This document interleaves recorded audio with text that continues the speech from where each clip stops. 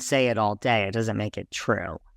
Well, saying that you don't want to be asked about it just makes everybody ask you more and more and more, and you control the narrative of when you want to say anything.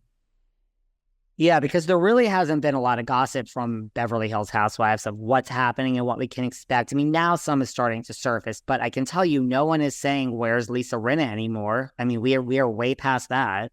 Oh, absolutely. And also, New York's getting the buzz for the new Housewives, Below Deck with that horrible story, Vanderpump with, Scandival. It's like they're just teeing up. Bravo's outsmarting all of us. They're just teeing up the excitement for the next season. When something like this... all in order. Yeah. All in order. Yeah, I mean, when something like this happens, whether it's planned or not, and it's Kyle and Morgan, and you wake up to this, and Mauricio, I mean, somebody at Bravo has to just say, like, wow, well, we didn't ask for this, but okay, we have a plan here today, people. Oh, every network does. So you found out more about my latest obsession, which is the Golden Bachelor. Do tell. He started doing some interviews, and I mean, he says, listen, I mean, I think that they're listening to you and me talk, Melissa, because they're focusing on what age are you going to want. And they asked him, like, is this hard not having say in the women? Like, because they find the women, and he said, listen, I've tried to date after my wife. I've been horrible on picking. I want no say in who shows up. I trust ABC. But he says that he wants to date and choose someone in their 60s and 70s. So I would like this to be noted today when we're doing this podcast, this episode. Let's see who he chooses. He says 60s and 70s, and he's in his early 70s, I think 72. I don't know about this, like you and I talked about. I predict the same thing. There might be someone in like their early 50s, maybe late 40s. That's my prediction. Early 50s is what I think he ends up with. Me too. Don't get me started on men being full of shit when they say they want someone their own age. I'm okay to have that conversation with you any day you want, because I agree with that. I agree with that. So you and I were talking. Bachelor's been actually having quite a bit of news lately. Affairs. And what I find interesting is a lot of Bachelor and Bachelorette former contestants are coming out as either gay or bisexual. There seems to be a big run on this. I would say, so far we've got this, you and I looked at this, 8 Bachelor Nation stars who have come out. Gabby Windey, she talked about it on The View. Colton Underwood, we all knew. Demi Burnett from Underwood Season. And the list goes on and on and on and on. How come, 2 questions, and this is where we're going into our consulting mode. Why did they know this when these people were picked? But, and again, M&D Consulting, we're ready. How good is this for the franchise? Do we think, and I think, these things should be discussed in the show?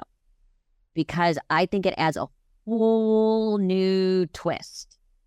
A whole different twist. First of all, you could have bachelors and bachelorettes hooking up within the house. What about if one of them wanted to date someone who was bisexual?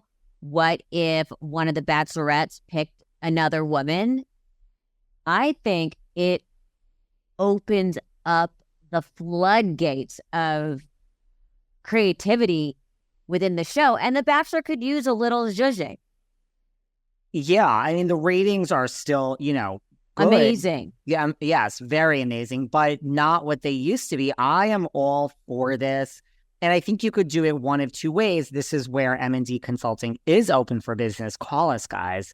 But, will ABC, and you could do it like you could have a lead bachelor that is also bisexual, because now you could have people in the house that are either straight or bisexual or gay, whatever. And so there would be, look, Temptation Island, F-Boy Island, Bachelor in Paradise, all these shows are very popular. you spend more time in the house than on these dates with the actual bachelor. Or you could have a bachelor who's not bi and just the house members. But yeah, this leads to, it'll spice it up a little bit. Listen, if this were TLC, MTV even is in the reality game again now, and like Bravo, but will ABC ever go there? I think it's a great idea, personally. Well, and I think it just adds such a modern twist and a fascinating twist to the show. You know, if you're on The Bachelorette and she's like, I like this person, what happens if that person isn't bisexual or gay? Or what if she does like someone and becomes one of the finalists? Or what if she really likes someone and they're going on in the competition and they don't want to go home because they're madly falling in love with someone in the house and that person's getting far. And now the Bachelorette is falling in love with one of these women, but they're falling in love with each other and she doesn't even know. Doesn't this sound like a reality show? Yes. Yes, it does. And it also... it opens up so much. I don't think we are ready to do a girl and all women. I don't think we're ready to do a man and all men. Although I love both those shows. I don't think we're quite ready for a mix. But I do think that this is something that they should start to explore.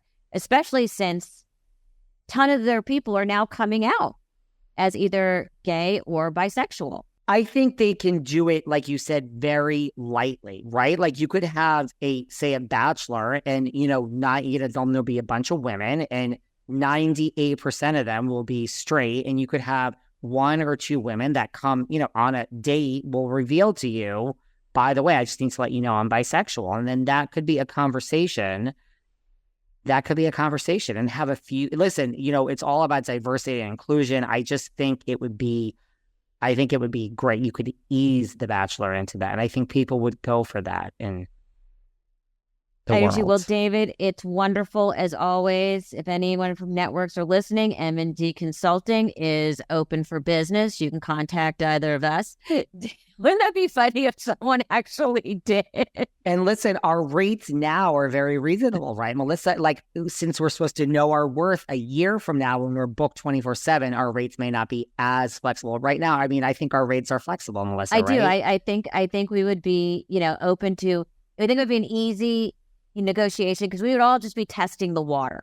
Yes.